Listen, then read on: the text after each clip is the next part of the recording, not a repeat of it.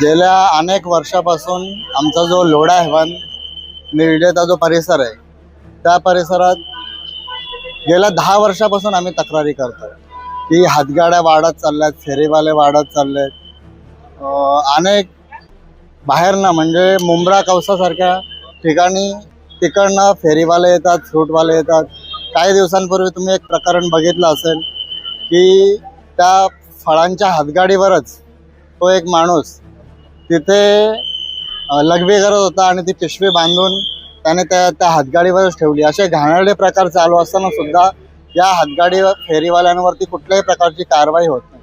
आठवड्याचे 7 दिवस असतात, पण 7 दिवसापैकी 4 दिवस तिथे आठवडा बाजार भरतात. त्याच्यामुळे आम्हाला ट्रॅफिकचा त्रास होतो. लोढा हेवन, कासाबेला, कासारी हो या परिसरामध्ये जवळजवळ 1 ते 1.25 लाख लोक राहतात, परंतु तिकडे ट्रॅफिकची एवढी समस्या असते, रस्ते खराब असतात. ह्या सगळ्या गोष्टींकडे दुर्लक्ष लावून महापालिके प्रशासनाचे जे कर्मचारी आहेत ते त्यांच्या चिरीमिरी घेऊन आम्ही ज्या तक्रारी करतो त्याच्याकडे कुठलंही लक्ष देत नाहीत. लोकांच्या असुविधेकडे कुठलंही लक्ष देत नाहीत. आम्ही वारंवार तक्रारी देऊन आता अक्षरशः थकलेलो आहे.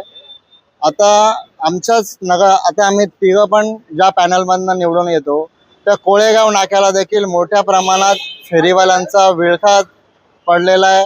तिकडे मेन हायवे असून, बदलापूर पाईपलाईन रोडचा मेन हायवे असून मोठ्या प्रमाणात तिथे रोज बदलापूरला, अंबरनाथला जाणाऱ्या लोकांना ट्रॅफिकला सामोरं जायला लागतं.